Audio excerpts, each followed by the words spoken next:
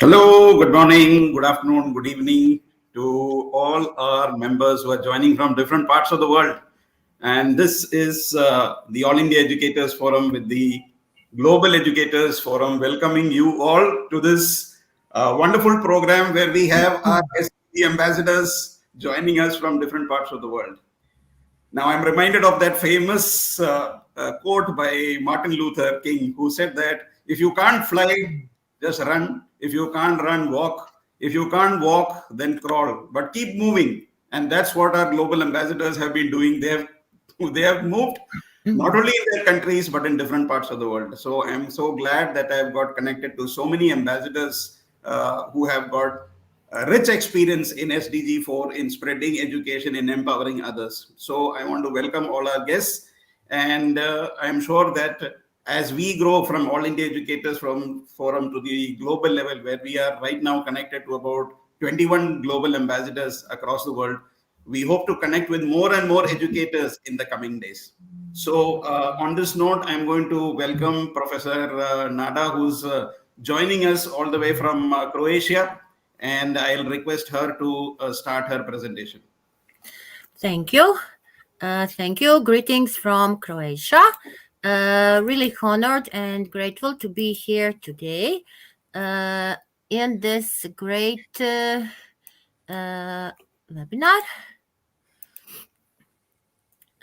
Just a moment. Is it visible, my presentation? Yes, we can see. Okay. Today, my topic is SDG4 in action. I will show a case study from Croatia. I'm a professor in Croatia at University of Economics, Tourism, Business Split, and also a high teacher in vocational school and International Internship University board member. First, a little about Croatia, a beautiful country located in Central and Southeast Europe.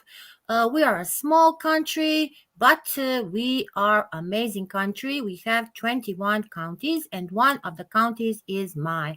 Just one glimpses from Croatia, from our national parks. We have many national parks. So my suggestion is travel and visit my country. Croatia is investing a lot in SDG, in all 17 SDG, not only in education. Many investments, many grants, and for 2030, I hope that we will not, I'm sure we will not achieve all, but almost yes. Today we are talking about the quality education. How can we talk about the quality education if all others SDGs are not correlated in our education? So we need equal education for all, for boys, for girls, for everybody. And I will special tell for children with special needs and gift children. Here, little about the educational system in Croatia. We have primary, secondary, which we have another higher education universities. What is specific? We have a Bologna system, and after secondary school, our students have a state graduation exam from Croatia language, math, and English language. You are also free to come and study in my country. As I said, from 1990 till 2030, we have many goals. So, will we achieve this 2030? We will see. We will see how will the other countries do that and what are they doing. This is the vocational school where I work. We have many profiles. But today, what I want to show, these are only one parts of project activities, what I do with my students. This is only from one subject called corporate responsibility. And we call this 365 days together because you see here what we do, how are we improving the education. We are celebrating all these days. I will make a little walk through these days. If for doing this all activities, we need a lot of ICT tools, and my students are really great in the STEM. So these are only few tools that we use in our vocational subjects. In Europe and in my country, we are very active in e-twinning, especially for vocational schools. As you see here, the topics from 2020, we have climate change and environmental challenges. For 2021, media literacy and disinformation. This year, we have a great new topic. We get it before 15 days, and it is our sustainable future. Our sustainable future. And the students, you see what the students are doing. They are communicating with students from many other countries from Europe. And all ICT tools are used in these projects. So one of them is breathe deeply and think clearly. Here we have many partners. We are e-twinning school. You need, if you want to be an e-twinning school, you need to do many projects with your students. That is a big recognition for your work. Here in this project, as you see, we have many partners from Europe. And here, at the beginning, I say that all our SDGs are in correlation with education. In this project, we want to raise awareness of importance of all sustainable development goals.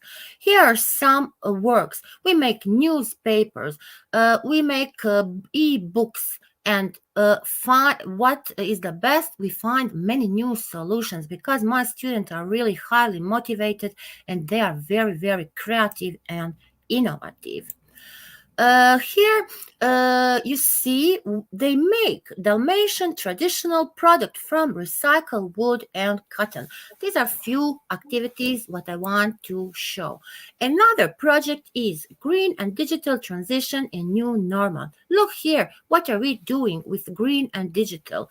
Many European projects, global projects, and this project was, as I said, for 2020, they were all with climate changes, but they are all sustainable and they all are with high, they are all using high technology. We have a practice to make class-to-class virtual exchange with other students from other countries. My students like this way of learning. They're sharing their knowledge and they are sharing their ideas and their solutions. See here, we make interview. They are not a technical school, but you see what they can make. They think about new solutions. Goal Project 2021, STEM. As I said, we are STEM. My students are great in STEM. We do STEM activities every year. Before 2 days is Open STEM 2022, and we will also be a part of STEM 2022. And what they do, after our project, we make also our article. We share our articles with with the students all around the world, and we participate in competitions. European Code Week. Erasmus Days. What it mean, Erasmus Day? In Europe and in my country, if you don't have, we try to find things that we cannot do in our country. So as a part of European Union, we get a grant to go to. We get a grants to go on the Erasmus mobility this year I was in Portugal. I was in Portugal 32 days, and now I'm also writing two new projects, one project for Turkey and one project for Finland. I hope we will get that. International Volunteer Day, we are caring a lot about, as I said, students with special needs. They are in my towns. In once in month, we go and make workshops with these amazing students. We call them our family. Safer Internet Day. It is for 2 days, and we will make a new celebration. All projects needs to be disseminated. If you don't disseminate it, nobody will know what you do. In Europe, like a vocational school, we also have European Vocational Skills Week. This year it is moved at the May. So at May we will have a new project in this week. This was for Greener Tomorrow, a big European project. Also, we get, when you try this project, you get grants, you get money, and that is a big satisfaction for your students because we can make control on all our activities. Here are some glimpses what we do. European Day of Parks, Earth Day, all we celebrate, as I show at the beginning. We take a care a lot about the environment. Making greeting cards, we use recycled paper. And make this. For exercises for your brain. I'm a professor of statistics. My students are always involved in statistics competitions. So we make this statistic train game to take exercises for the brain. Virtual fair of training firms. From idea to realization. Look here what my students are making. I'm really, really proud on them. Project Eco Ethno Village. Also, these are their works. Look here, posters, everything. We have like a real eco village. Festival of Science. These activities before were all activities with using ICT, but we can make great activities in education in our classroom without ICT. See, these are the arts of my students. We make these arts called here. And this is another, the way of ochre colors. It was called the colors. Another culture of science. Every year we are involved. Every year we make amazing projects, as you see. And I said this is only from one subject. Look here, the all competitions from that's what my students are involved. Business challenge, the idea of year, student digital entrepreneur incubator, coronavirus, international competition, international also competition, yellow frame. Business challenge, rural development, eco-innovation, symposium. Now my students are also on the global level. I'm on the global level from last year, from the January, and when I involved them in all the competitions. Talents for global empowerment. This we are very proud on this yellow frame 2020 for sustainable development science education. We get this prize from National Geographic. Competitions, as I said, entrepreneurship, accounting, commercial, trade skills, statistic competition, word skills. We are in all these competitions. Now in February, we have almost of them. Little school of statistics, World Statistic Day, statistic competition. I can say that I'm very proud that last 3 years we were the winners. I don't know what will be this year. So look here, some of our certificates, and in our subject training firm, I am learning students to make a CV. And in other classrooms, many students in other schools must to lie, to write something that is not truth. My students have all these certificates, so they are competitive for the working trade in after school. So if they don't want to go to study, they have almost many things in their CV. So, like a global teacher, also awards are very important.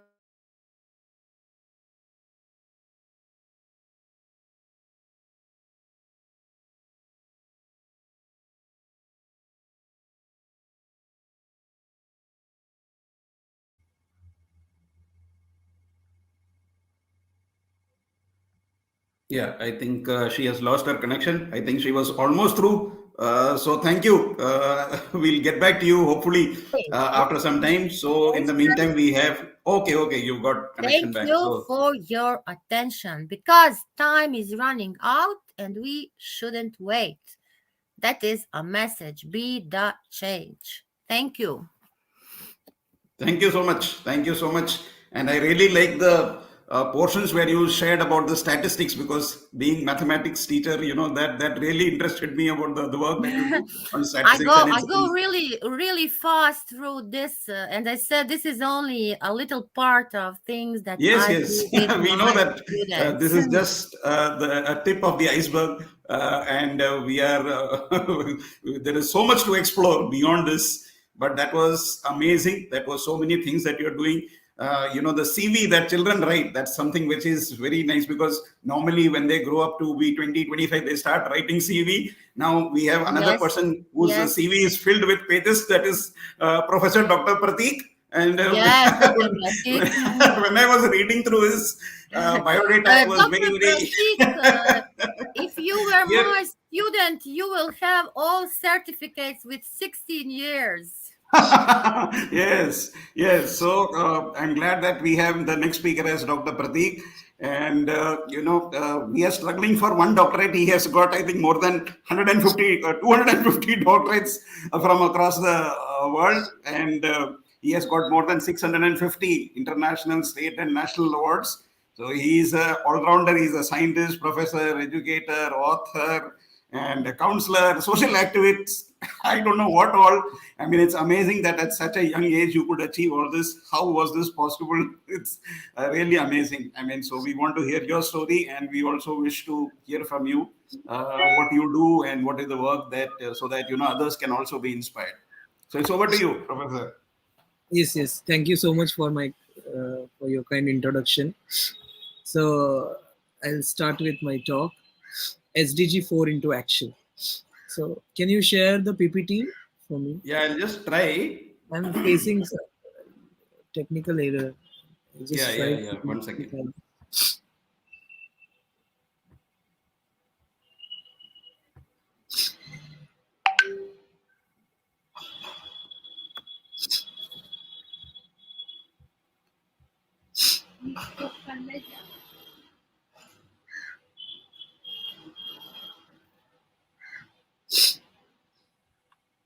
First slide. Yeah, you're able to see the first. Yes. Yes. Can you full screen? Yeah, 1 second.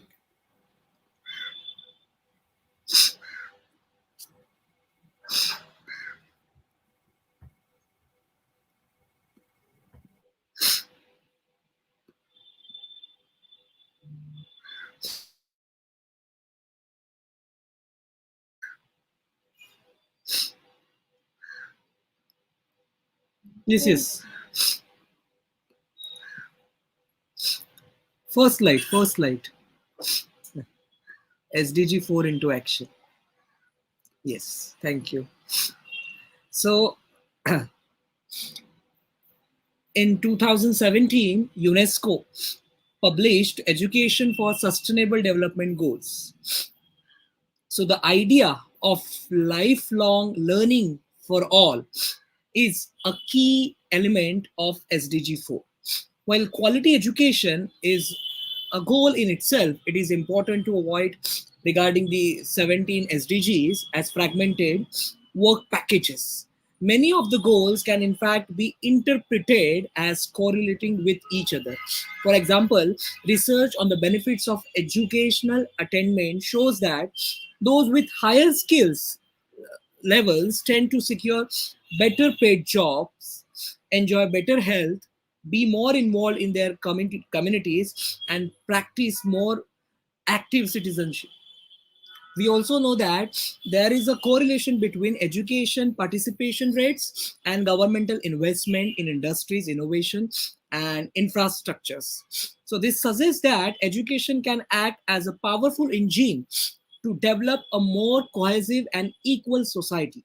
Nowadays, educators also pay attention to gender equality, SDG5, for example, through initiatives to encourage more girls and women to enter the field of science, technology, engineering, and mathematics, which is nowadays called it as STEM, STEM.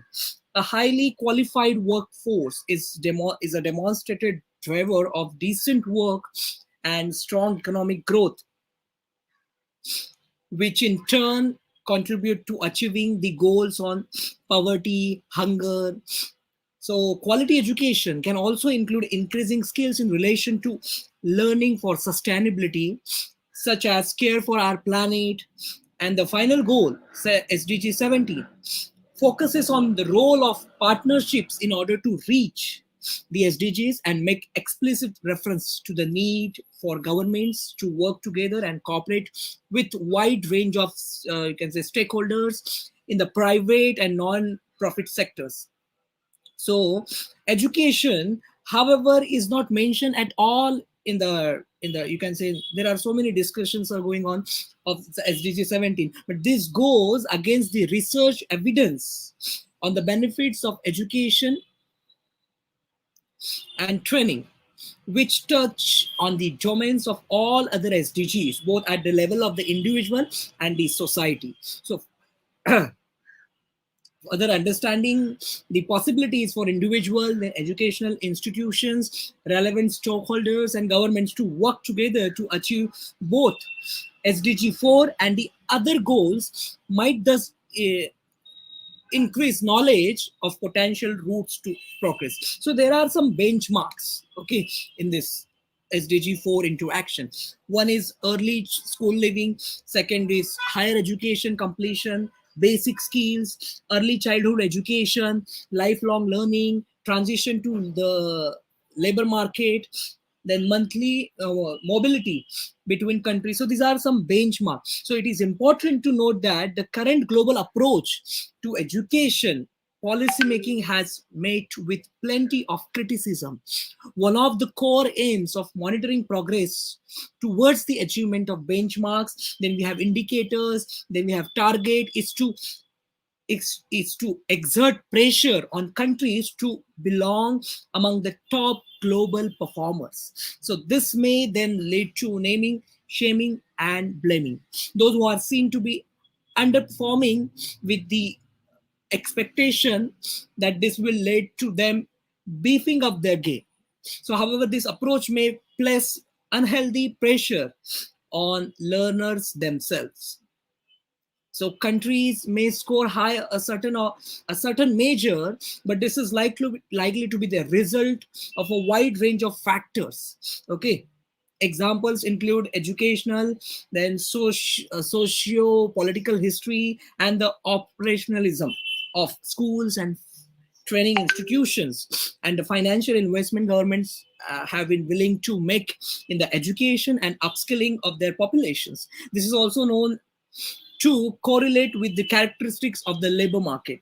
Now, next is micro, meso, and micro level perspectives on education. Next slide. So this is a chart, the difference between micro level, meso level, and macro level. Just a minute.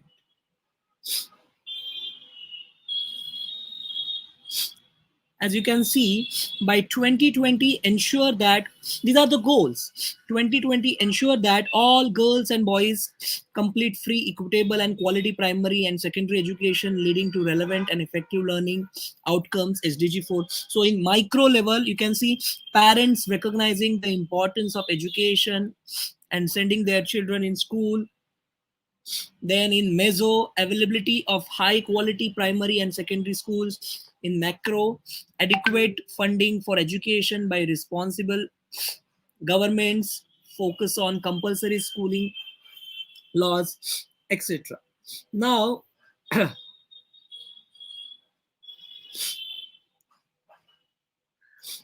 not well today.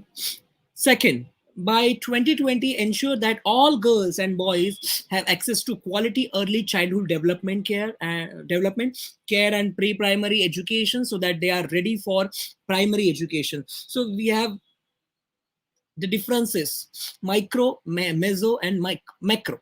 Parents sending children to preschool and making use of care provisions. Parents are recognizing the importance of these activities. Then in meso level, availability of high quality preschool and childcare initiatives, making parents aware of the existence and accessibility of these services in the local community.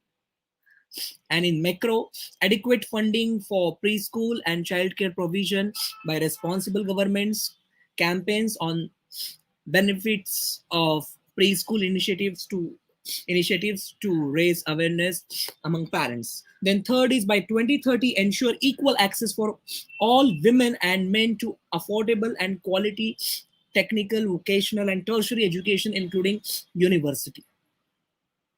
So in micro level, men and women completing earlier tracks of education and moving on to more advanced tracks, men and women recognizing the benefits of continuing their education. Then in meso level, availability of all of affordable and quality technical, vocational, and tertiary education, including university, as I told you earlier also. And in this macro level, adequate funding for affordable and quality technical, vocational, and tertiary education by responsible governments, cultural shift towards pursuing education as making a positive contribution to society. Then we have target number 4.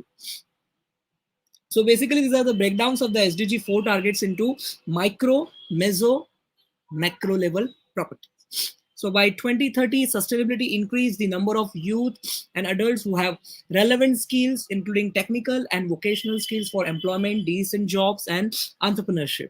So as you can see, in micro, youth and adults having a positive attitude and strong motivation to maintain their skills throughout life. Then in meso, local employees investing in skill development for their employees, availability of education and training in institutions specializing in technical and vocational education. And in macro, high level job creation by responsible governments, schemes to encourage employers to invest in their employees, introduction or maintenance of active labor market policies, including skill training. Then we have target number 5, by 2030, climate gender disparities in education and ensure equal access to all levels of education and vocational training for the vulnerable, including person with disabilities, indigenous people, and children in vulnerable situations. So all people having the confidence they can be successful in education regardless of their personal characteristics or background. In micro, and then we have in meso, making local education and training initiatives accessible by catering to the needs of vulnerable groups, attracting staff qualified to deal with groups with special needs. And in macro, adequate funding for schools and training institution catering for the needs of vulnerable groups, provision of training for teachers working with vulnerable learners. Next slide, please.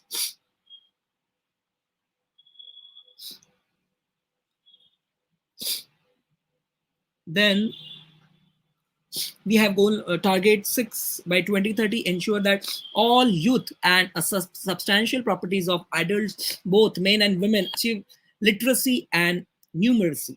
So in micro level, parents promoting literacy and numeracy of their children from a young age, example by reading bedtime stories and going to the library.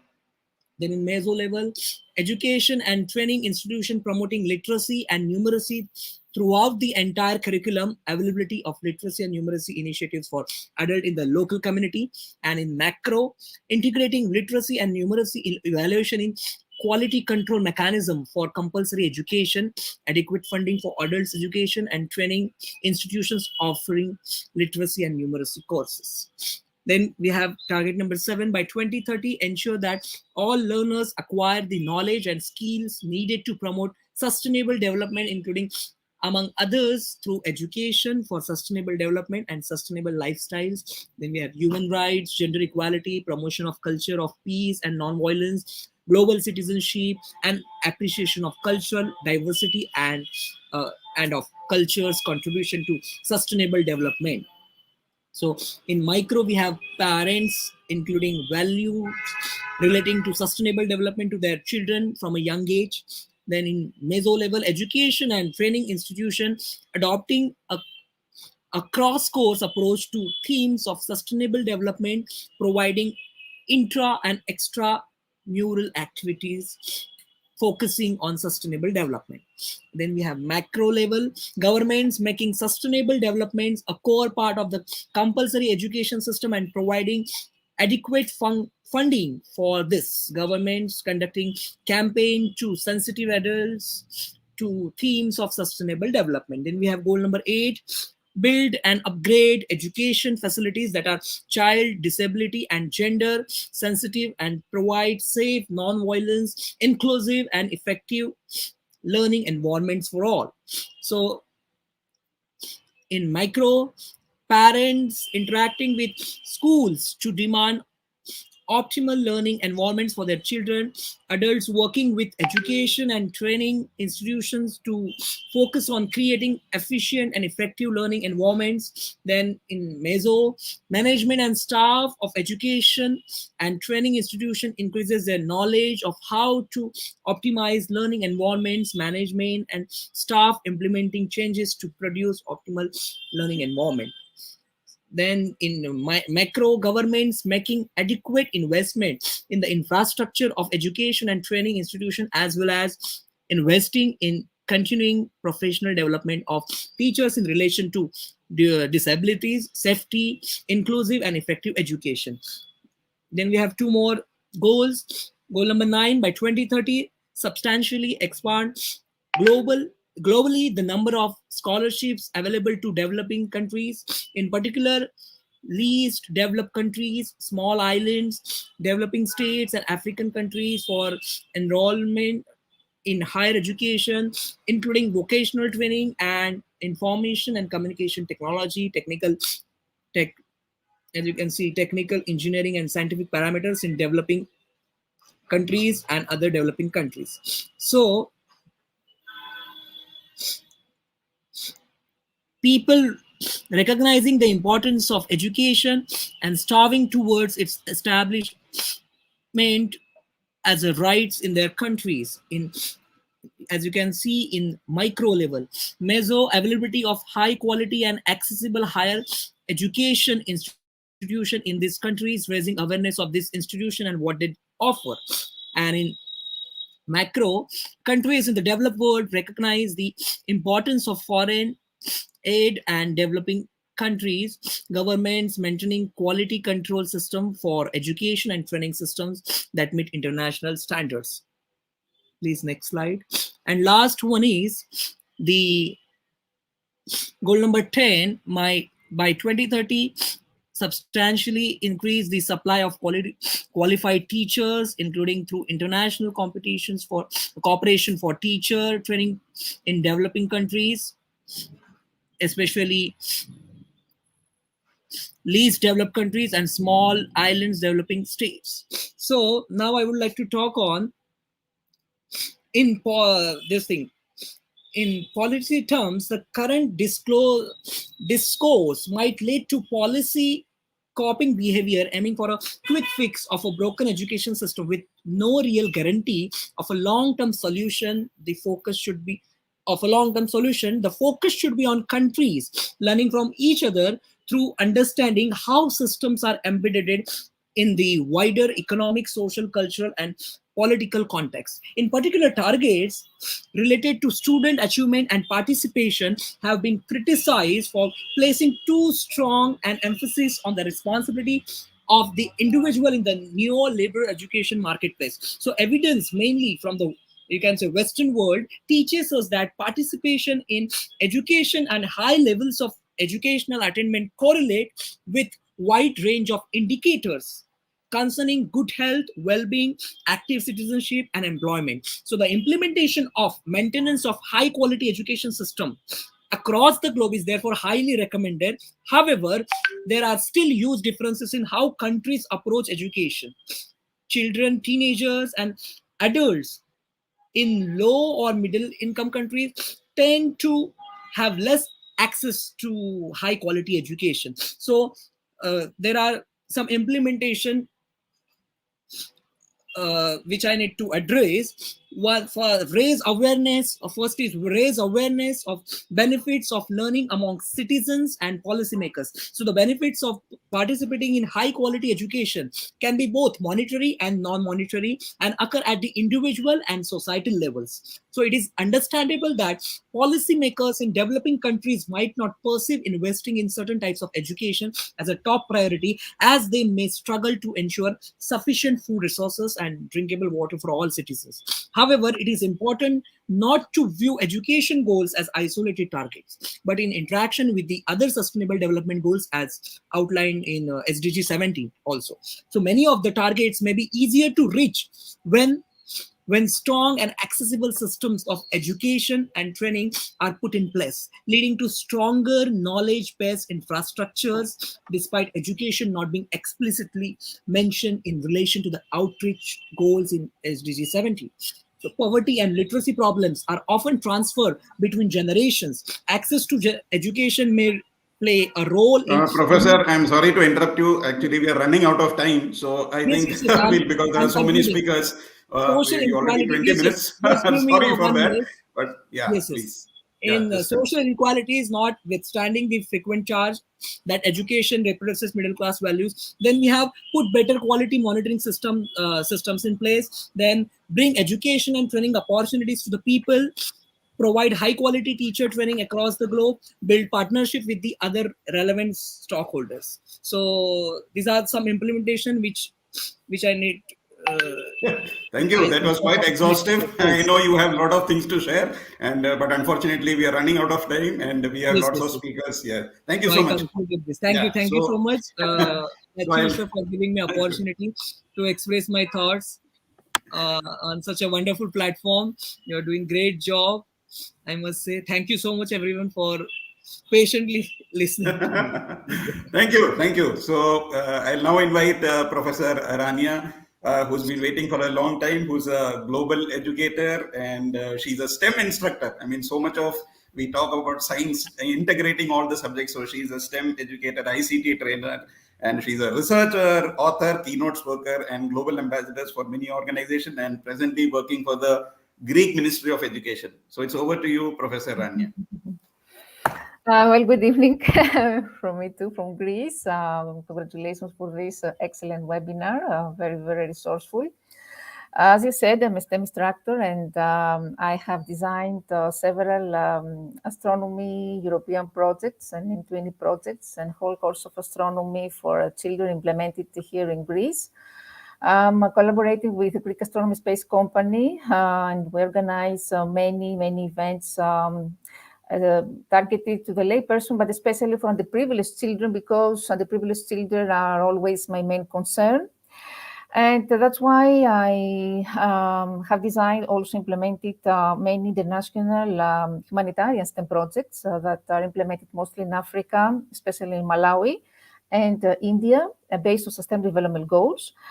I'm also here the National Ambassadors of Volunteerism for a governmental project. What I'm trying to do is integrate volunteerism in primary education, which is very important for students to develop all these values at this early age. The Greek Ministry of Education, I'm writing STEM project for Greek schools. My recent one is environmental program. It combines STEM education with arts, environmental awareness. And also my recent, another project is about the gender-based violence awareness in Nigeria. I want to say also that for the first time this year, I took the initiative to organize inside the Greek Ministry of Education a STEM workshop for Greek schools twice a week, in combination with another webinar and another workshop about the safer internet. Today, I have decided to talk about, to present STEM in special education sector because it's a topic of my recent research. So in the second part, I'm going to present you also some of my other projects. May I share my presentation now?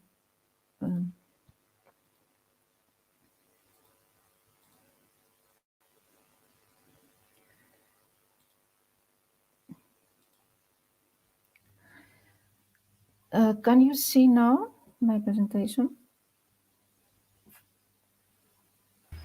Not yet, ma'am.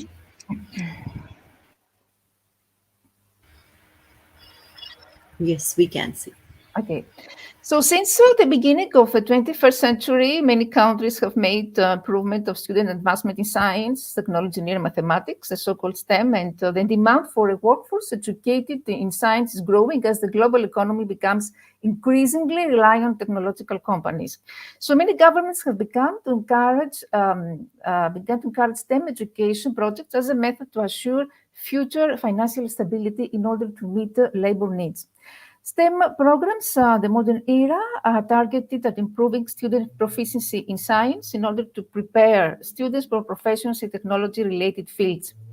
What happens now with students with learning disabilities? These students have so far demonstrated significant gains in science, which is noteworthy to mention, given the fact that this group of students represent an adapted talent pool that can contribute to the STEM industry. So students with learning disabilities encounter very important challenges when they learn STEM courses. But when teachers use appropriate instructional practices, they can succeed and they have great results. So first of all, the number of students with disabilities who participate in post-secondary education is increasing, which is very good. It's a positive step forward. But despite the fact fewer students with disabilities graduate from high school and enroll institutions of higher education than their non-disabled peers, fewer students with disabilities achieve these milestones and acquire or certificate as a result.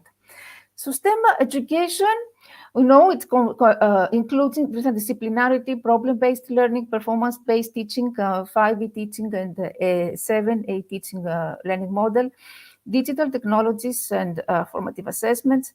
And these are the characteristics of STEM students. They are problem solvers, innovators, and inventors, self-reliant, logical thinkers, and technologically literate. So what now? Why is the need for a specialized curriculum for these children? And these children face a whole set of challenges and barriers.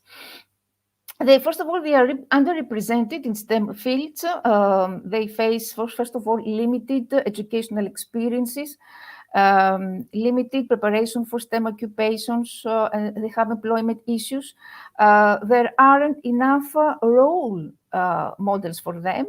And also beliefs among parents and teachers that kids with beliefs cannot succeed in STEM subjects are also a barrier, resulting in a lack of enthusiasm for STEM courses. So STEM students with disabilities are not given the same opportunities as other students, and they do not receive adequate information or advice on advanced courses or career preparation in STEM fields. And similarly, teachers' lack of understanding and skills on how to include kids with disabilities act as a roadblock. So we're talking about low participation, of course, low expectations, lack of encouragement for influential adults such as teachers, educators, lack of knowledge about the content, STEM content requirements, and careers or technology available to increase access to STEM. Usually also, there are parents who recommend the courses and jobs that are not STEM related because they believe that educational professionals' disinterest and overall school cultures are causes why kids with disabilities avoid STEM topics and vocations. So students with disabilities may not see STEM material or occupation as attainable goals. So as a result of these impediments, and therefore they are unprepared for post-secondary prospects. So inaccessible facilities, curriculum materials, computers, equipment, or other resources are among the numerous obstacles. Transitions also for students with disabilities desiring to participate in post-secondary preparation are not often adequately planned. This, of course, shows that adolescents with disabilities lack self-determination, the college employment preparation, and independent living skills needed to make successful transitions to adulthood once they educate from high school. Why? Because these students are more likely than their non-disabled peers to live with their parents or in other dependent living condition. So this they also suffer from social isolation since they do not participate in social activities at the same rates. They're more likely to be unemployed. They are underrepresented before higher unemployment rates and lesser career achievement. All this, what are, of course, the effects of all this, that there are negative attitudes towards STEM subjects. These children they have difficulty in activating prior knowledge. They're hesitant to ask questions. They're less likely to have a systematic plan to approach problems. They have difficulty making inferences, difficulties in transferring knowledge, and less likely to be aware of metacognitive processes. So what are the strategies that they are used now for these students? What we call, very important, universal design for learning. It's a relatively new concept, and this actually consists of a set of principles for curriculum development that give all individuals equal opportunities to learn. All learners in the class must be able to access the content using the instructional strategies and approaches employed in these classes. This design encourages teachers to present, first of all, their material using multiple formats, and of course to allow students to explore and acquire information in various ways, encourage teachers to allow students to showcase their learning in various formats, helps that the teachers have addressed the needs of various types of learners, and these principles of this universal design can be applied in any aspects using lectures, field work, group work, web-based instruction, lab work, assessments, etc. So here we have a three-part UDL. It encourages teachers to become familiar with what we call recognition networks by providing multiple means of representation, strategic networks by providing multiple means of actions and expression, differentiating the ways that students can express what they know, and effective networks of learning by providing multiple means of engagement, so stimulating interest and motivation for learning. Of course, there are students who will need more specific accommodations to meet individual needs, so teachers should have more information about the differences between accommodations and their legitimate need for accommodations. Very important, the role of technology. Technology has been proved to be a useful tool for increasing the engagement of this student. So we're talking about assistive technology, computers, network resources can link the communication accessibility for the students, specifically gaming, and the use of what we call compensatory technologies. Other strategies very important is hands-on instruction, individualized consideration, early exposure, because according to research, these experiences should begin at an early age. These strategies, these experiences, try to promote students' interest, of course, and motivation in STEM, deep understanding of science, creative ways to apply knowledge and skill in problem-solving problems, also, this early and age-appropriate exposure to STEM initiatives is could comprise STEM after-school summer programs, special events, extracurricular activities, which are very good examples of such options. And of course, experiential development is at the center of these strategies. So I want to say that what I'm going to do, as I said, I'm a volunteer as a STEM instructor to students with special education needs. I want to say that it's not easy to implement projects with these students because we're talking about hands-on activities. So you need, of course, the help and the assistance of a specialized teacher, a teacher who is specialized in special education needs. Apart from that, I'm working with children with a biological hospital, and I see that it's very moving to see children who suffer from depression and have terminal diseases and how they forget their problems and they're engaged in STEM activities. Organized many STEM workshops with refugees. Here in Greece, we have a big number of refugees who come in Greece and they face a lot of problems. Apart from this, I have co-designed, this was my first international project where over 3 weeks, 2,000 teachers were registered and over 70 countries. And after that, I designed and implemented many humanitarian programs in Africa, as I said before. The impact of this program was huge because we managed to obtain sanitation filtering equipment for students who had to walk about 90 minutes to find clean water to drink. We're talking about how to talk about water to thirsty students. It was quite a huge challenge for me. And also another program, Food for Thought, was implemented in India. And this program inspired teachers in India who visited slums and the families of these students. They educated, they gave them money. And it was about, the topic was about healthy food combinations in case of food shortage. Another program is about COVID, it's a more recent one, where we try to integrate more artistic activities here, combining, of course, information about COVID. I also participated in designing the curriculum of Zambian teachers, where I had to design STEM mathematical activities for students who do not have any school supplies. When I got to London to design these activities, they told me, imagine that you are in a class where you have to design activities and when students do not have pencils, don't have school bags, don't have school supplies. Try to design activities. So this one also one of the biggest challenges in my life. Apart from that, I'm trying to combine STEM education with language teaching. So I'm organizing a workshop for STEM teachers. And here I'm workshops, astronomy workshops with adults and students with the Greek Astronomy Space Company. These are my recent environmental programs, STEM programs using Arduino with my students. Apart from this, I'm fighting for equality between women and men, and we are produced some radio shows, radio broadcasts about women in science, and some educational videos which were awarded in European competitions, and also they were presented on the National Greek Television. This is my environmental program launched by the Greek Ministry of Education.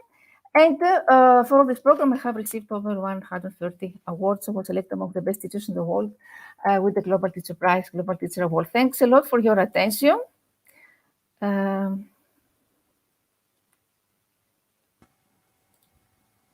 Yeah, thank you so much. It was so much wonderful to hear all the activities that you are doing. Really, very, very impressive about the radio show that you do and the STEM projects that you do involving so many kids. I mean, it was really, really wonderful. And it's glad that we get connected on this global platform so that we get more and more ideas so that we can implement in our own country all this that we have experienced. So thank you so much for sparing your valuable time and showing us so many innovations that you're doing in your school. Thank you so much. Thank you. Thank you. Next, I will be inviting our own dear Dr. Preeti Hotela, who's our AIF Global Ambassador, who has been working with us for, she's not working with us, she's part of us.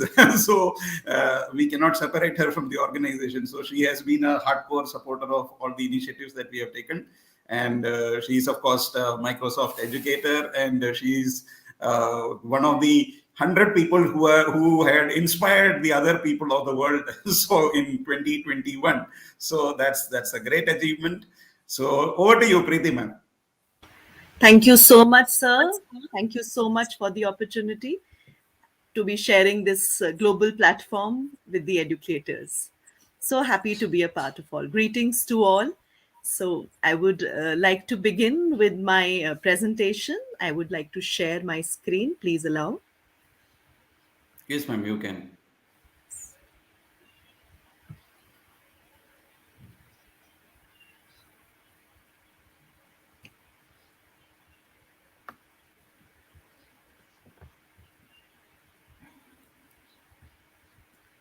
Can you It see may take my? a few seconds. Yeah, it will take a few seconds probably. Just try, ma'am, once more. Okay.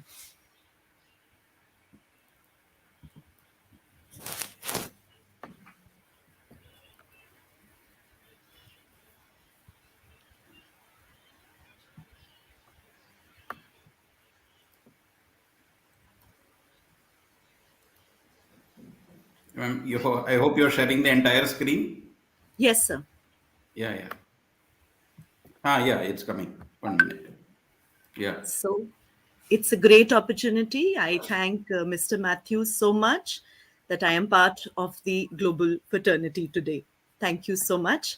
And we are today talking about SDG4 in action. SDG4 in action is all about the educators. The educators empowered and the students also empowered.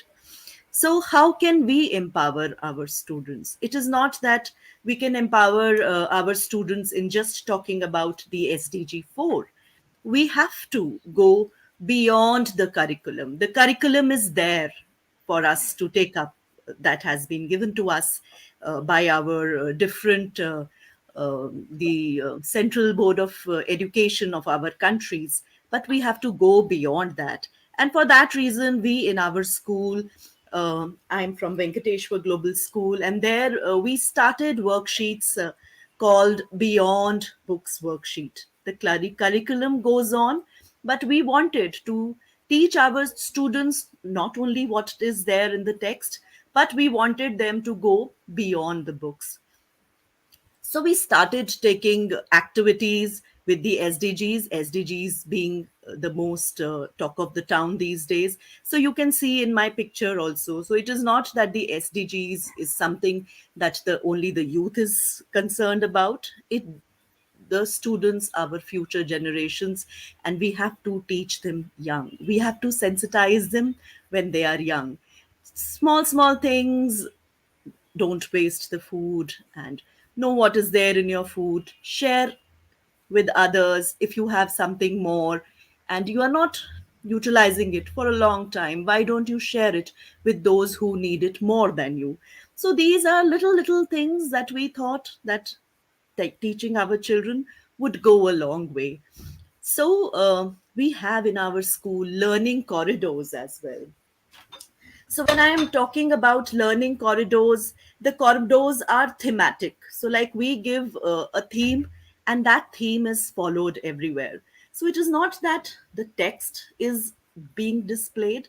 The text is being displayed, we can say, inside the classrooms. When they come outside, when they visit outside the classroom, the teachers take their students around the corridor. And when they are in the learning corridors, they come to learn so much. And when this activity is announced every week, the children are very curious to know what would be the theme now.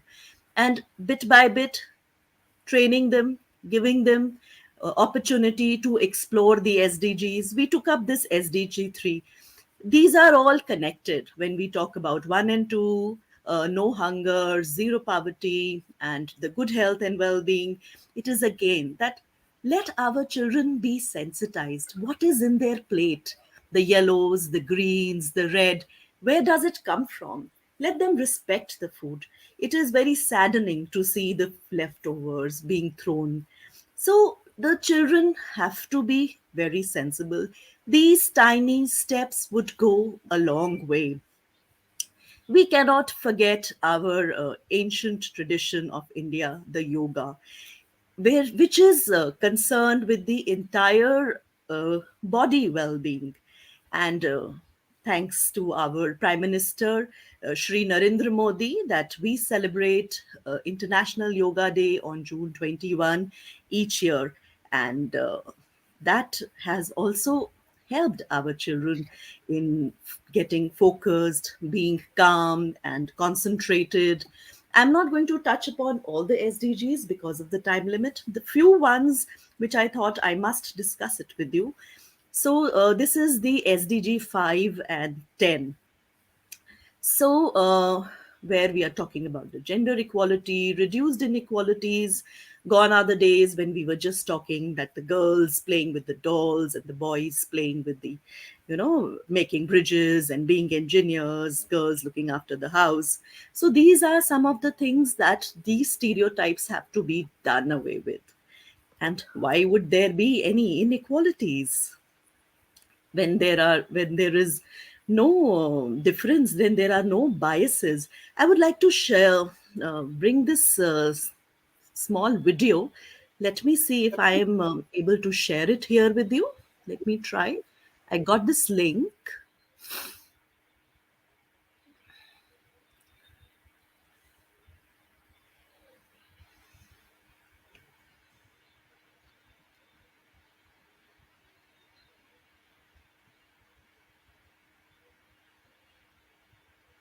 Okay, I did not share. Bring a change in the society.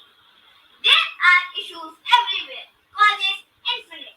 But before we fix the world, let's fix what's inside. My mom is a professional. Yes, the world is changing. Can you But hear when the she video, gets please? back, she's always nagging. Work pressures are no less for her. Like my dad, she has to feed the overflow. Yes, ma'am, we can. Always, she rushes to the kitchen to see if everything is in place. My father is a supportive man.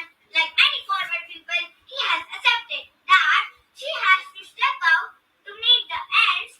He helps her in the chores, whatever as the man he was told. Ariel says, share the load. He was a strong follower and did all the clothes. Let me tell you though, the clothes were not that clean, but we all wore happily, knowing he was new to the field. I kept thinking that night, why men are wired differently? Why we are not taught that cooking and cleaning is a gender neutral skill? I urge everyone to nurture us neutrally. So, let me show you an amazing gadget which will eradicate this cause from the society forever. अरे ये कोई मामूली चश्मा नहीं है, ये एक चमत्कारी चश्मा है।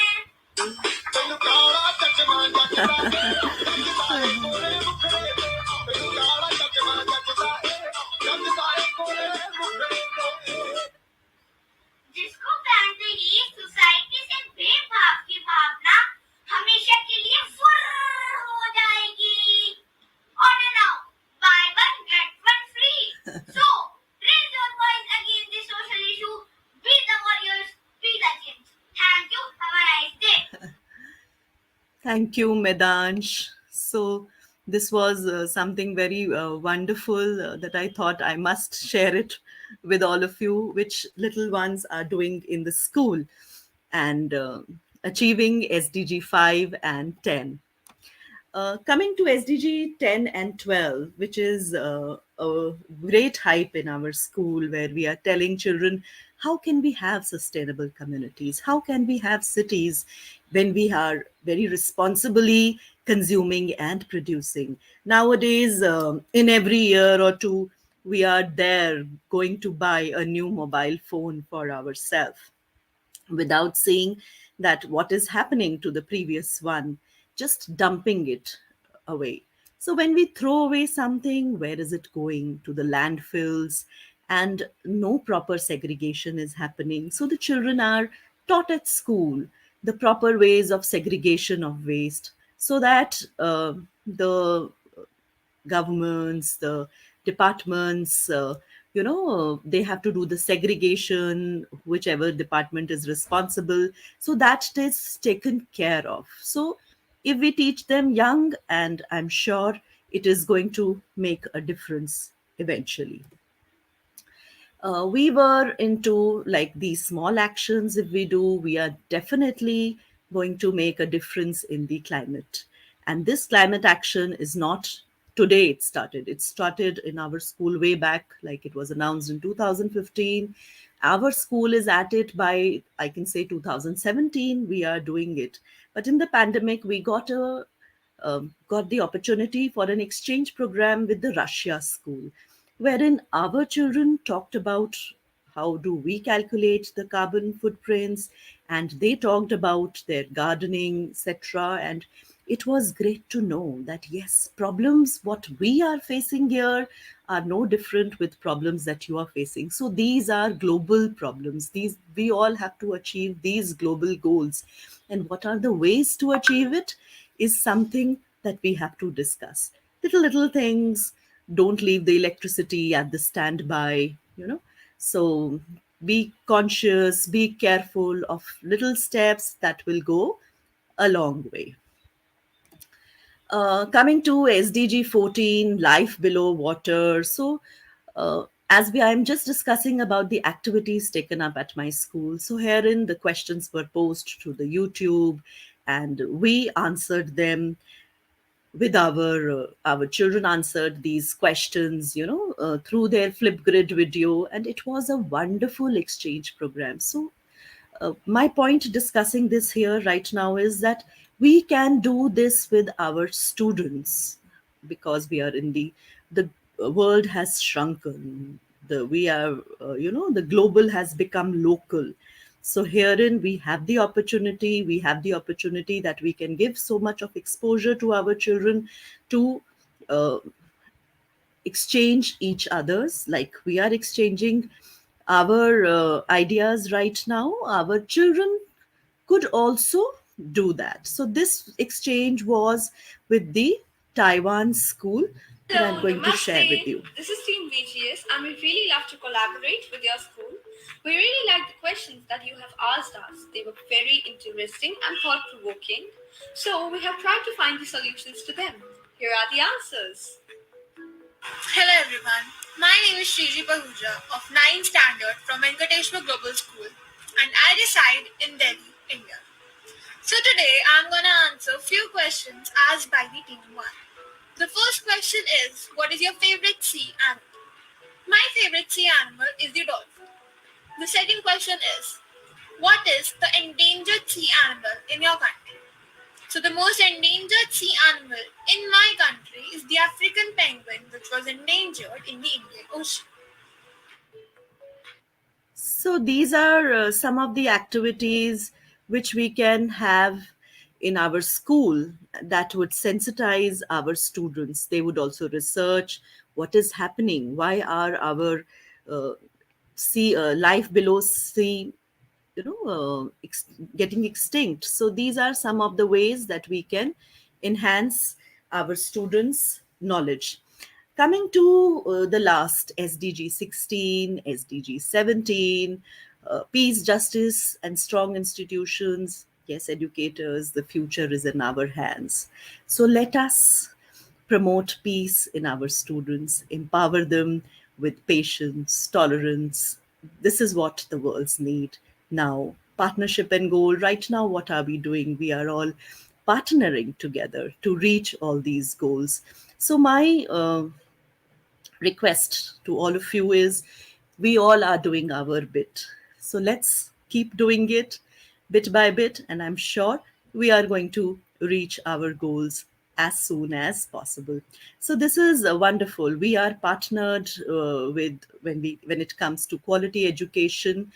We are partnered with NGO Navjyoti India Foundation, and therein they have this gratitude ramp walk each year, and this is also very interesting. I was a part of it. Wanted to share a little glimpse with you, wherein I was invited, VGS was invited, and I represented Venkateshwar Global School therein.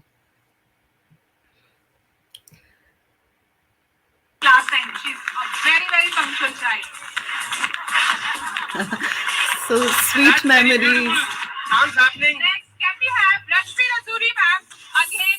So these.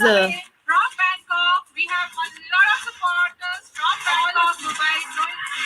Rashmi ma'am again, one of very active supporters. So these children from Navjyoti come to our school every summer vacation, and we host many activities for them. So it is not just that we are doing with our students, we are going beyond our classrooms. So let us all promote peace, justice, and strong institutions. If you know this, you may sing with me. Make me a channel of your peace. Where there is hatred, let me Let bring me your bring your love. love. Where Where there is There there is is injury, a your pardon, pardon, Lord. Lord. And where where there's There there doubt, is is not true true faith faith in in you. you. Oh, master, Master, Master, grant grant grant that that that I I may may never see see so much so so to much much be to to be consoled as told to us us to to console, console, console. to be to be understood as understood to as to understand, understand, to be and To to be loved loved, just to as to love with love love all with with all my all my my soul. soul. soul. Make me a Be a channel of channel your of Of your peace. Peace. peace. Thank So you. yes, let us these Thank you. Yeah, actually, so yes. Make me a channel of your peace. That's what the world wants. If there is peace, Yeah. everything works. So, absolutely right, Pratima, and thanks for all the work that you do in your school. And that this has given so many ideas to so many educators who can actually do it in their schools. So it is, the we have to start with small baby steps, as they say, and it actually leads to great steps later. So thank you, Preeti yes, ma'am, and thank you so thank you much. once again.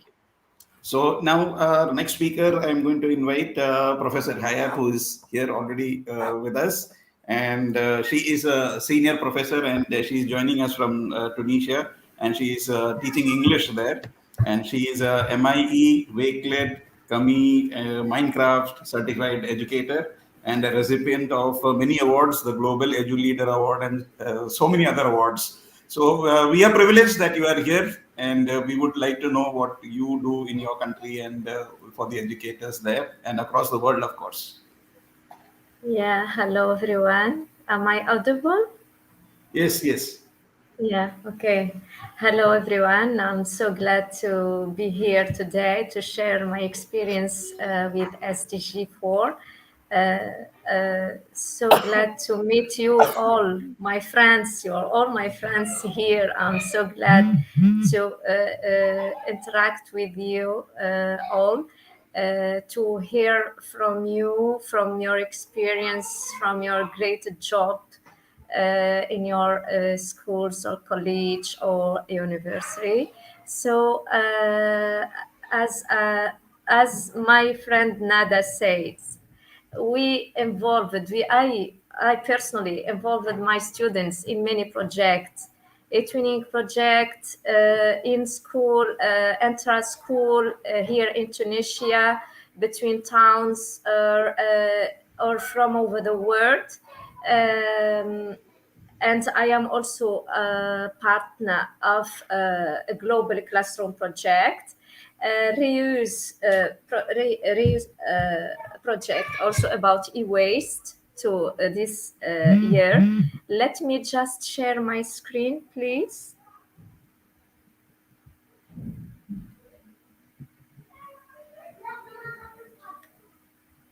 Yeah, you can share. Yeah.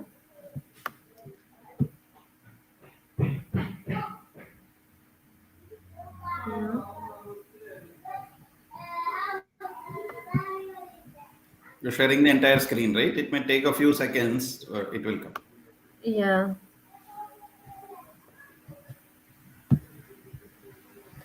Could you So we please?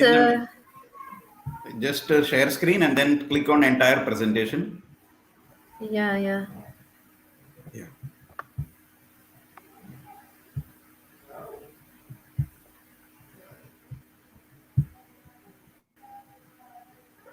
Could you now see it, please?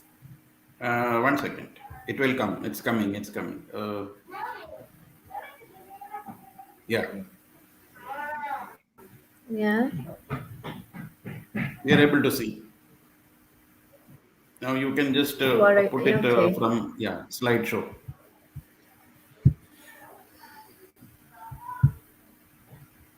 I don't know why it's not clickable. It's coming. We can see. Yeah, okay. Just I want to put it on full screen. Yeah. Just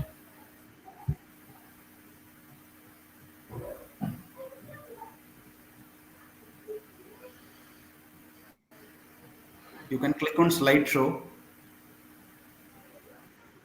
Yeah, I clicked on. Yeah. Just I it's don't know, loading. I it's think it's slow. taking time a little bit. I think the Yeah, bandwidth may be a little less. Yeah, 1 second. yeah. Could It's you coming. see it It's now? taking time. It's coming. Yeah. We can see. Okay. Okay, Yes. thank you. So SDG4 in action. Before that, education is the most powerful weapon which you can use to change the world. So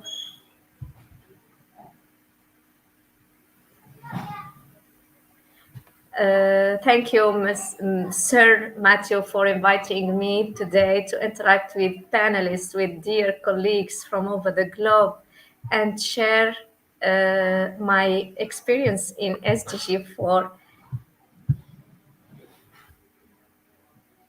Welcome. Thank you. So, Sustainable Development Goal for SDG4, it's about equality education, and it is among 17 Sustainable Development Goals established by the United Nations in September 2015. The full title of SDG4 is Ensure Inclusive and Equitable Equality Education and Promote Lifelong Learning Opportunities for All.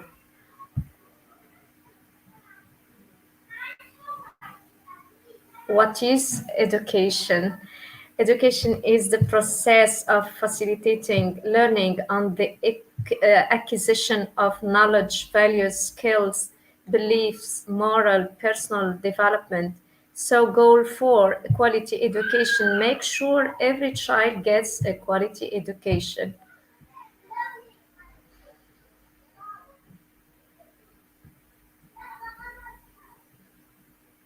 Education methods: teaching, training, discussion, storytelling, direct research.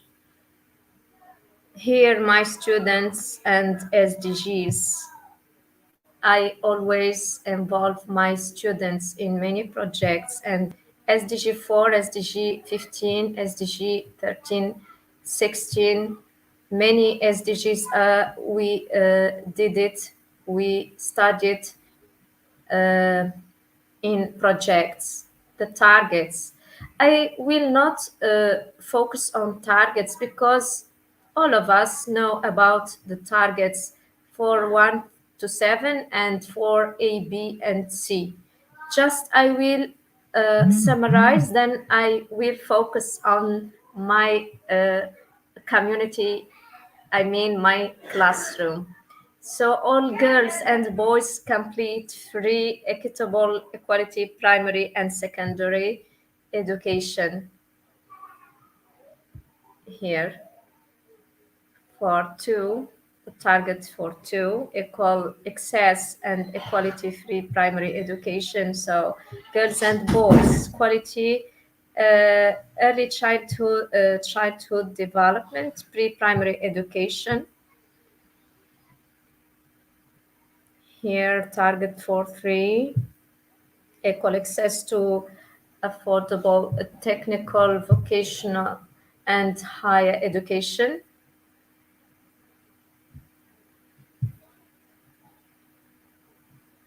Target for 4, increase the number of people with relevant skills for financial success. skills youth and adult, make employment, jobs, entrepreneurship. Target 4.5, eliminate all discrimination in education, gender equality, equal process to levels and of education. Person with disabilities also we should take care and involve them in the learning process. Children in vulnerable situations also. Target for sex, universal literacy and numeracy. All youth and portion of adults, men and women, achieve literacy and numeracy.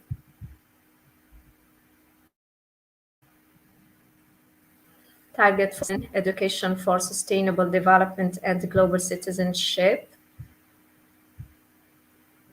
All learner acquire the knowledge and skills. Education for sustainable development and sustainable literacy. Culture of peace, human rights, gender equality. All of these contribute to sustainable development. For A, target for A, build and upgrade inclusive and safe schools.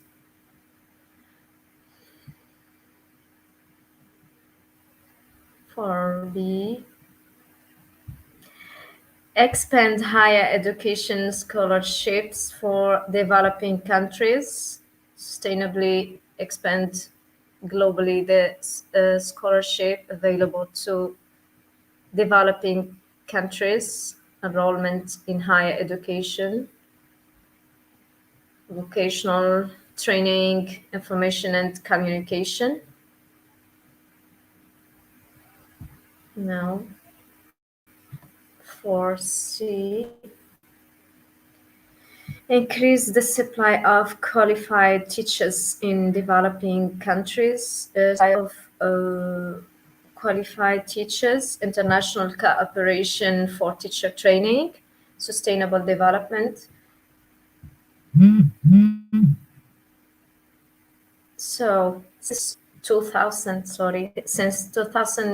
considerable progress has been made towards achieving the target of universal primary education. The overall school enrollment in developing regions reached 91% in 2015, and the number of children globally fell by almost a dramatic increase in the literacy rate. But these successes come up against great challenges in developing regions due to high levels of poverty, armed conflicts, and other emergencies. Quality education for all is one of the strongest and most proven pillars of sustainable development. This goal ensures that all girls and boys have full course of free primary and secondary education by 2030. It also aims to provide access under equal conditions as well as to eliminate and income inequality with the aim of allowing everyone to have access to higher education.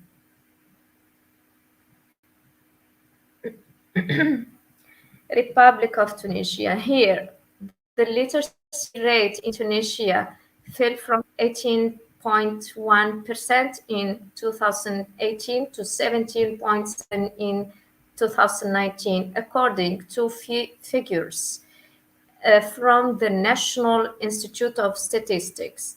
The illiteracy rate among women and men in municipal areas is over the past year reached to 12.9%, while it increased to 29.5% in non-municipal areas. In addition, the illiteracy rate decrease as the average age decrease, reaching 2.8% for the group aged 10 to 14 years, while it reaches 79.8% among the elderly 80 years and more.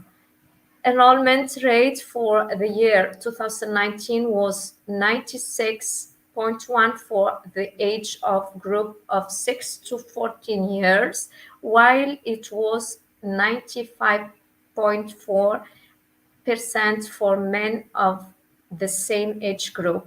The highest illiteracy rate was recorded in the northwestern regions of Tunisia, then the middle areas, but the capital recorded the lowest illiteracy rate as well as the coastal cities.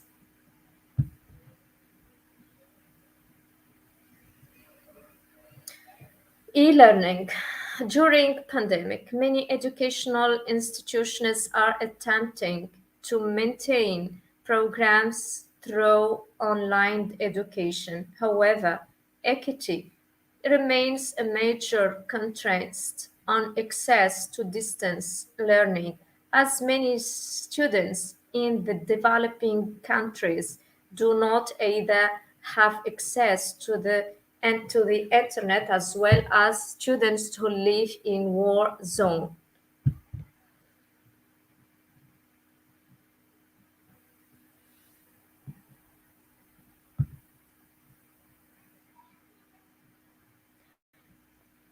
Throughout the pandemic, I have not stopped teaching or learning. I believe in youth empowerment, self-empowerment, and professional development.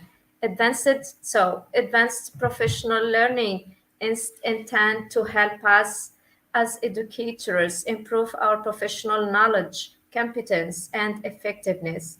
Then I always try to increase my professional development by involving myself in training courses on best practice of listening, reading, speaking, and writing skills, as well as the use of ITC in the classroom, critical thinking, aerospace in classroom project, integrating STEM in the classroom, inquiry-based learning, ideation, do-it-yourself, learning to learn, MOOCs, storytelling, etc.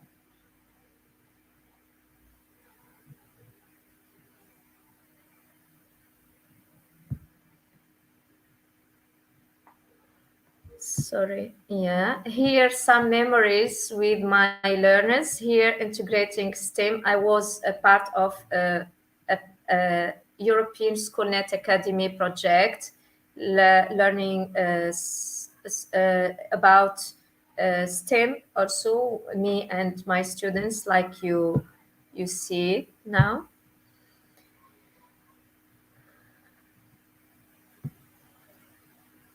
Here, our last year e-training project was about SDG 15. The aims coincide with sustainable development and 21st century skills. It was you protected yourself. What about the nature? Here, our works in the classroom, inside, outside. We did many activities using ITC, using tools, web tools, Minecraft. Also, we produced a book as a common work. I will share, if you want, the link about it. It was very amazing. They recorded their voices to teach others about how to protect our motherland.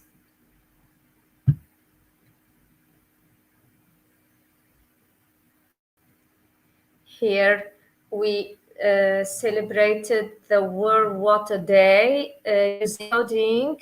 We also celebrated the Earth Day. We played a Kahoot game. My students and our partners from Turkey, Romania, Georgia, and me from Tunisia. Here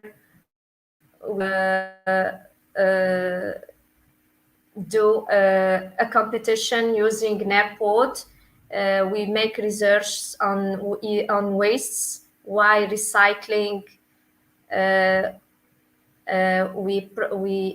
My students use Canva to make photos about masks and gloves throughout the land. Then we produced boxes to put on masks and gloves. We put it on street, on supermarket, like you see in school also. Here, our only, because last year we can't learn face to face. We do all activities using Microsoft Teams, Google Meet, Messenger, Forum, many tools also. Professor Hayat, can we wind up? We are running a little bit out of time. Yes. Yeah, it's the last here. Our project, e-waste project. These are my students. Here, just a moment. Our recognition here is about this project. Our recognition, yes, last year we have our school was awarded the European and the National Quality Label for both projects. Here, I just been awarded in my town here. I was honored by the Ministry of Education. Sorry, I don't know what happened. I think, thank you for your attention. Thank you so much. That was a lot of sharing. That was a lot of sharing. Thank you for your attention. Actually, so, thank you. And I'm sorry. No problem. I know as global ambassadors, you have so much to share. There is so many things that has to be done. It's very difficult to share in the 10 or 12 minutes that is allotted.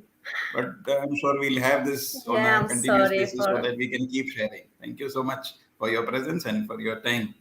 Professor Kim, are you there? I can see you, but Professor Kim, your camera is off, so I'm not able to put you on the screen. Can you hear me?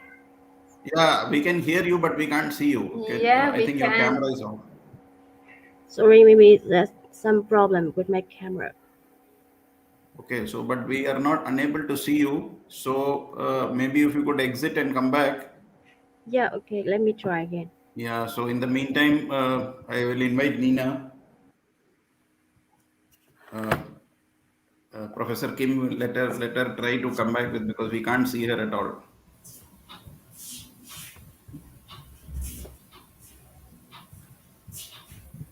Yeah, so while Professor Kim is getting her camera ready, so I am going to invite Nina Raquel Matthew, who's my better half and co-founder of All India Educators Forum, also the founder of Mind and Me. So she's a podcaster, she is an author, and she works a lot with kids. So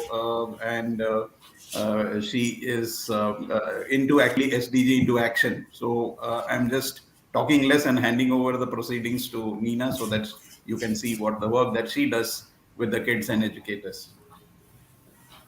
Thank you, Matthew. Thank you for this wonderful opportunity for sharing what I'm doing and what I have done.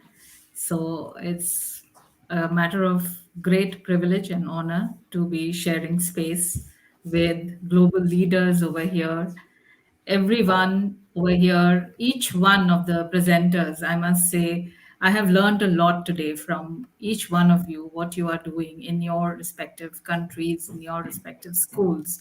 So, gratitude to each one of you. Thank you so much for that wonderful share. So, now with that, I'm going to share my screen. Thank you.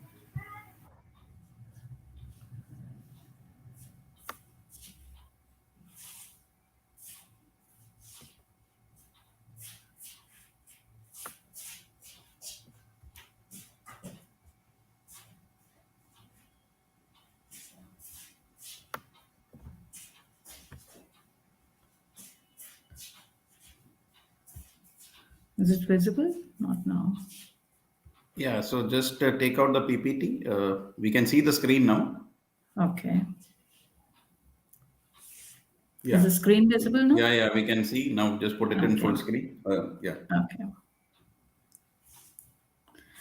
So, SDG in action, I will introduce past, present, and future in the sense that past, if I will start from where I had started, as in, I didn't even know about SDG that time. So, I had started, I had resigned from my job, that is my teaching job, and started my own center, which I named it as a Joyful Learning Center for Kids. That was in the year 2016. So the first few slides will be about from 2016 to maybe 2-3 years, and then the present one is the steps that were taken during the pandemic, and some slides will be into the future too. So this was in the year 2016. I am really grateful to the first parents who trusted me with their children. They sent their children to me because here I was in the open area with no registration, no high rise building of a school, nothing, but just a pure intention of making learning joyful. That was the only intention that I had. And there were parents who would come and ask me that, what have you started? Are you preparing the children for some kind of exam? Or are you making them do the homework? Or are you preparing them for the tests? I would just say that I'm preparing them for life. So please send your children for 1 month. Give me just 1 month and see what's happening over here. So that is how I started in 2016, with my daughter being the first student, and then one by one, children and parents started joining in the center. So these pictures that you see are from the plantation drive. That time I used to involve children in planting, and we used to have games outside as well as inside, both. Involving parents is what I feel very important, very crucial, especially in the early years, and nothing like it if the support is there in highest secondary and secondary schools and higher secondary. But early years, it's a must, because if we include them, then the whole teaching, learning, the process, the dynamics are completely shifted towards learning and benefits the children. That's what I believe, and I have experienced it. So that's why I'm sharing this with you. So this is a picture of a picnic. This is also a regular feature of mine and me, that we go for picnics with the parents, the children, and we don't discuss academics or we don't discuss children. The focus is having a good time together. And also, there are parents who would deliberately bring healthy food. So picnic focus is more of, it's a secret between the moms, among the moms, that it's going to be healthy food, and children don't mind in an environment to have fruits or vegetables when they are not controlled. They are in an open environment, they'll eat anything as long as they get to play with their friends. So that was our agenda for the picnics, and it has worked very well. So recently also we had gone for another picnic during the pandemic, when there was a bit relaxation in the lockdown. So that time also very effective. This is again from the past. This looks as if, on the face of it, this picture looks as if it's only fun. But let me tell you, there is a lot of deep learning happening over here. As you can see in the hands of the children, there is currency of 10 rupees, or according to their age. Actually, I give them, some get the 1 rupee note and the 2 rupees, and some who are in grade 4 and 5, they might get 500 or a 2000 currency. So according to whatever their grade is. And here I am sitting like a shopkeeper selling things. So what is happening? They are coming, and they are learning addition, subtraction, exchange of money. The higher class children are also learning cost price and selling price. At the same time, they are having some understanding of that too. So as you can see, there are no books. And one of the speakers, I think Professor Rania, had said that activities to be planned, if children don't have anything, they don't have books, they don't have pencils, they don't have stationery, what do we do? Where do we start from? So whatever material I could find in the house, I just made it up and set up a shop, and the currencies also were distributed, and we had great learning experience that time for children. Another thing which is very close to my heart is developing reading habits. So I constantly think of reading games and reading activities for children, because that's my purpose, that children become independent readers, independent learners, and not just be stuck with the textbooks that are provided to them.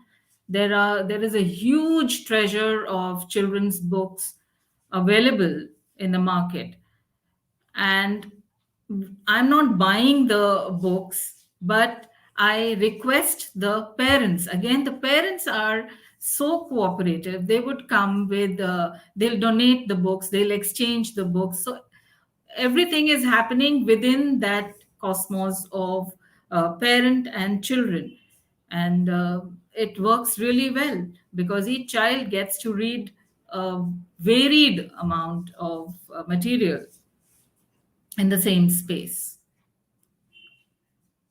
This is a social outreach program that I used to go to one of my friends and colleague.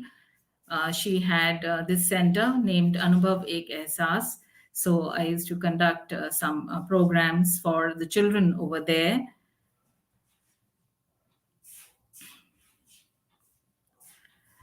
And when all this was working, I could literally see the joy in the eyes of the parents. I could literally feel the happiness in the children who were coming. And then I thought, why not reach out to schools? So there I started with the first school, which is near my house. This was Sanatan School. I'm really grateful to the principal, Ms. Usha ma'am over there, who agreed to it. When you don't have the tag of a board, you don't have a tag of a school, and you are an individual. When you are an individual, it becomes really tough to communicate with schools what you are going to share and what you want to share with the teachers. So I'm really grateful for that first school who allowed me to interact with the teachers and conduct webinar and workshops with them. And then it gave me courage further. I went again to another school, knock, knock, and who opened the door? There was Narjeet ma'am, the principal ma'am was there, and Narjeet ma'am was there. And they were really very kind and accommodative. And they immediately agreed that, yes, please take workshop for the teachers, and I readily agreed. And it turned out to be really wonderful experience for all of us. So again, great gratitude for these schools who welcomed with open arms to conduct these workshops. And I really enjoyed. So that's Narjeet ma'am, and the principal ma'am is also there. Harpreet ma'am is there. And Narjeet ma'am, if Narjeet ma'am is watching, or any of the teachers from that school watching, let me tell you, I still use this flower pot given by them for my online webinars, interactions with the children. So thank you so much for that experience.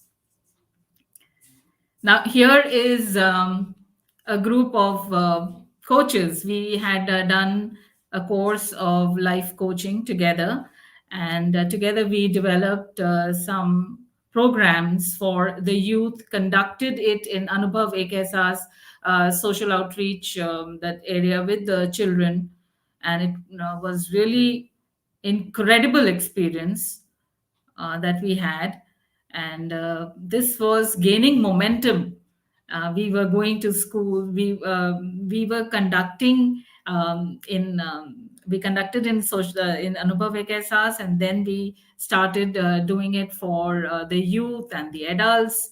The programs that we were developing, Code It Right and Decisive You, and as it was gaining momentum, the pandemic struck. It's still on pause. So yes, we feel that coaching of children is very it's phenomenal, actually, because children need to know how to deal with failure, with bullying, with how to make decisions, how to the entire personality of children needs. We need programs, more programs like this to be conducted in schools, so that we give a strong base to our children. So we hope to do more programs. This is another set of coaches, again, life coaches, which I collaborated with, and we went to Kilkari in Delhi 6. It's again a girl-child home, as you can see. I was really apprehensive in the beginning because, I didn't know the place. I didn't know the children, from which background they're coming. They're coming from different backgrounds. But believe you me, it was a heart-touching experience. I still get goosebumps whenever I share.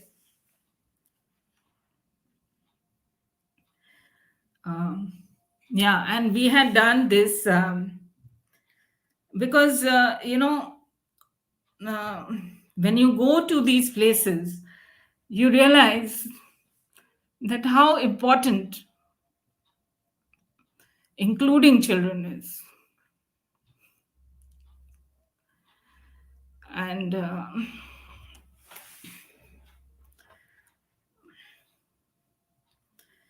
we had conducted different dance programs. I remember yoga programs.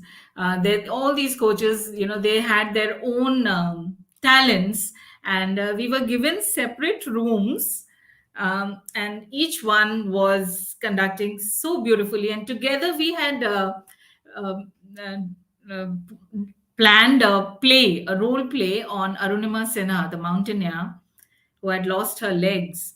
And that play itself was so impactful for the children over there. And these children, they are so talented. They all they need is love, nothing else. So yes, this also was just before the pandemic. I wanted to continue, but somehow there was a break there also. So yeah. So during the pandemic, there were, in between, there were some relaxations of where you could go out and with the mask on, with the restrictions on. So quickly, I would tell the parents to get the children and let's plant some tree saplings, because again, this is a cause very close to my heart, and I feel children need to be involved very genuinely, very authentically into what they are doing.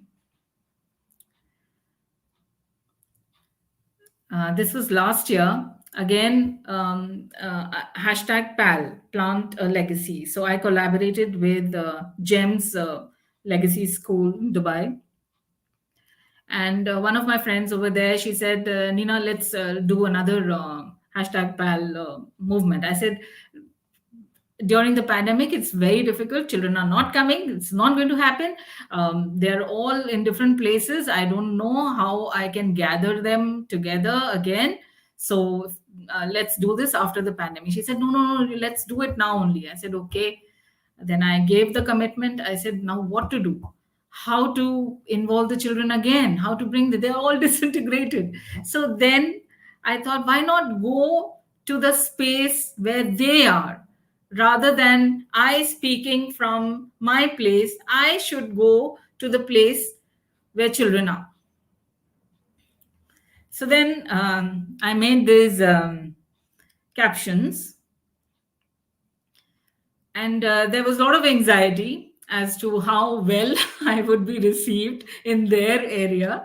There was a lot of anxiety on my part, but still I said a little prayer, and I just went to this park. And to my utter astonishment and utter joy, there were children, Auntie, ye kya hai? What is this in your hand? And then when I started speaking to them, more and more joined in. And it was amazing. I said, why was I getting even nervous about it?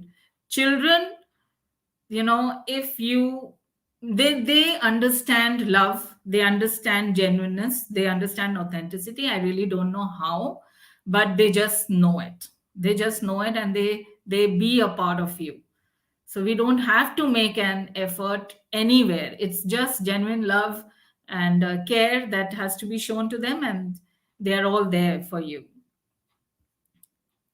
So then I explained to them that we are going to have a Plant a Legacy program where we plant some more tree saplings. So will you be coming? And they were all ready. And there we have the children. And one follows the other immediately. So, and they're not even, no one is bothered about clicking pictures. So when I was there, Matthew has, let me tell you, Matthew has been continuously supporting me in all these. I will forget to take pictures, but he will not. He will make sure that, pictures are taken, and it is there saved somewhere. So here we have children just talking, and during these plantation drives also, there was so much of learning taking place, how they were digging, and they themselves, they were finding out, they were pulling out chips packets and polythene, and they were saying, some were calling me ma'am, some were calling me auntie, because they were new to them. So they're new to me. So they said, auntie, look at this, there is plastic there. I said, yeah, somebody just threw it there, and it got mixed with the soil, and it's going to kill. So there was learning there also happening. And when the community saw children involved, they saw there was some construction material in the corner of the park which was affecting the growth of saplings. So they themselves, I didn't even request them. They themselves, the guard came. There was one neighbor who came on his own, and they helped removing that construction material so that it's more, the spacious for children to plant the tree saplings. So the entire community was involved in this. So different children came from different areas, and they were a part of #PAL. So finally, as Matthew said, at least let's click pictures now. We are done with this. So thank you for all the pictures so that I can share. At least I have some evidence over here. So all thanks to Matthew. So after we had completed the task of plantation, I said, okay, now I have something special for each one of you. So again, I'm very strict, and you can call me very cunning that way because children were expecting chocolates, uh, but I gave them oranges, which they were really happy to receive. And this supported my internal desire of giving them something healthy to eat. Yes, Plant a Legacy. Again, a lot of schools were also involved. They sent their pictures. I'm really thankful to the parents, the educators who came forward and sent pictures. These pictures have been sent to GEMS Legacy School to be used in their website. So I'm sharing these pictures. So across India, they sent, and they also became a part of Plant a Legacy.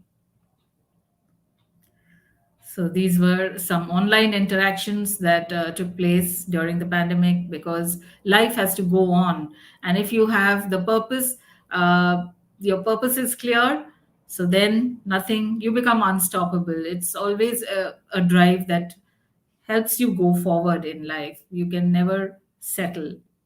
So, yes, thankful to God for such opportunities. And this is again some interactions, the recent interactions with children that I had. This is again saplings, curry leaves. So this is a story which I don't think I have much time. Matthew, please let me know if I have crossed time. Yeah. So curry leaves is something which is not rarely available in North India. So I always struggle because southern dishes all require this ingredient very much. So I have always struggled begging people for curry leaves. So suddenly I had so many saplings at home. So I distributed in the community, and very soon I was seeing people coming to me and saying that, okay, you gave me this plant, I'm giving you this plant. So there was an exchange of plants also. So that was really cool. I received a lot of saplings. So that was Mine and Me activities that I shared. Of course, we had a Delhi School Teachers Forum at Kiran Nadar Hall. We had done, and then in Jahanpana Club, we had live sessions. That was again before the pandemic, 2019. And now collaborating with the All India Educators Forum is just a wonderful experience.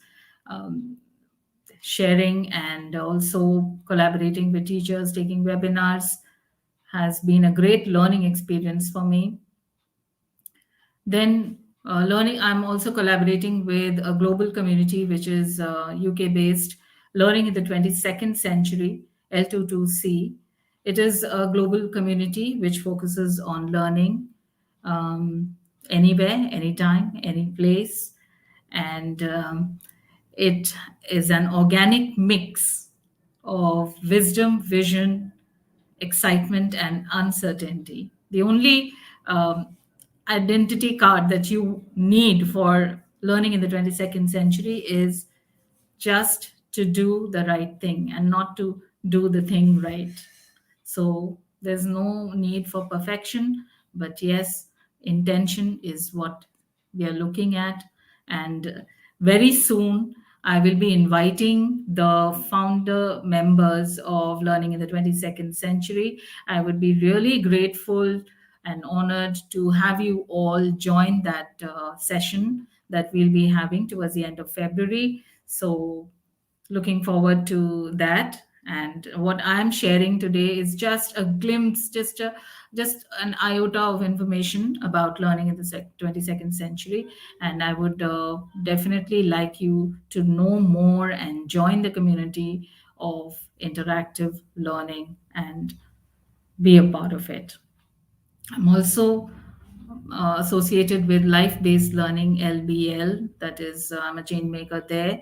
And this organization, again, is UK-based, and it focuses on primary school children, that is age group 5 to 11.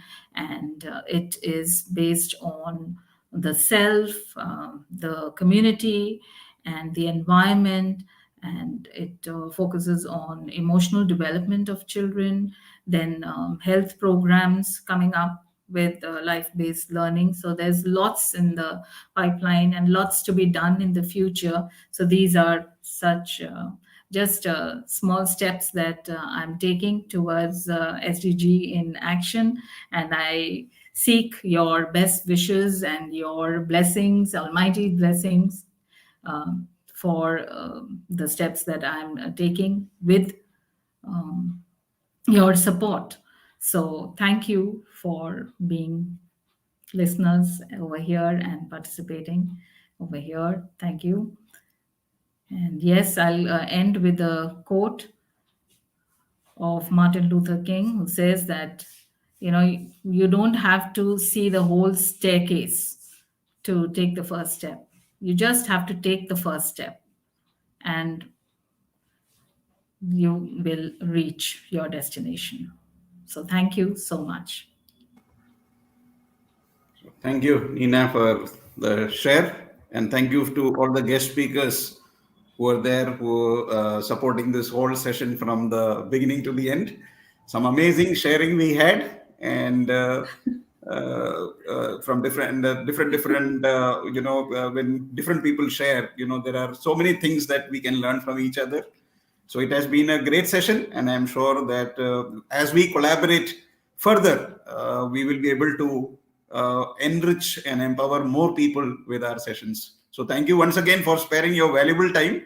Time is the best resource that you can give to anybody. So I'm really grateful that you gave your precious time from your busy schedules. So I'm really, really grateful that you could spare this, and we look forward to more collaboration in the future. So thank you once again, and good night, everyone. Thank you, sir. Good night. Thank you. you. Bye. Thank you. Bye. Bye.